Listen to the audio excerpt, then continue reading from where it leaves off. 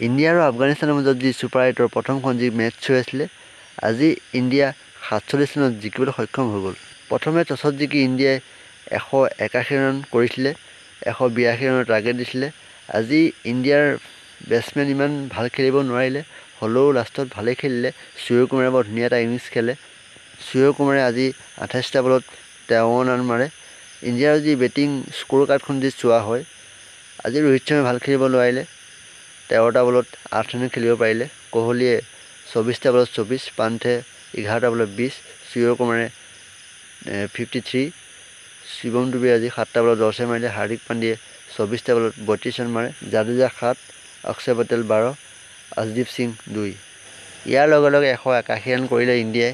ইমান সৰু টাৰ্গেট দিয়াও নাছিলে ইণ্ডিয়াৰ ফালৰ পৰা।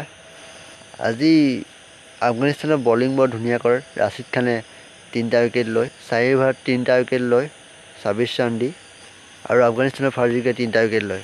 আফগানিস্তানৰ বেটিং লাইন আজি ইমান ঠিক নকৰিলে। ইণ্ডিয়া বলাৰ আগত আফগানিস্তানৰ কোনো এটা প্লেয়াৰ ভালেই খেলিব নোৱাৰিলে। ইণ্ডিয়াৰ বলিং লাইন বৰ ধুনীয়া কৰে আজি। বুমৰায়ে বৰ ধুনীয়া বলিং কৰে, অৰ্শদীপে বৰ ধুনীয়া এটা বলিং কৰে। অৰ্শদীপে 3টা উইকেট লয় আৰু বুমৰায়ে 3টা উইকেট লয়।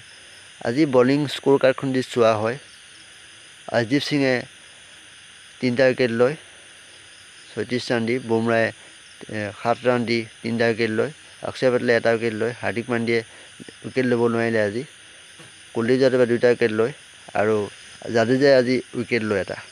আজি বুমৰায়ে প্লেয়াৰ অফ দ্য মেটচ পাবলৈ সক্ষম হয়।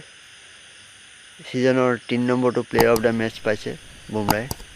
যদি ভিডিঅ' ভাল লাগে এটা লাইক কৰি দিব। Thank U.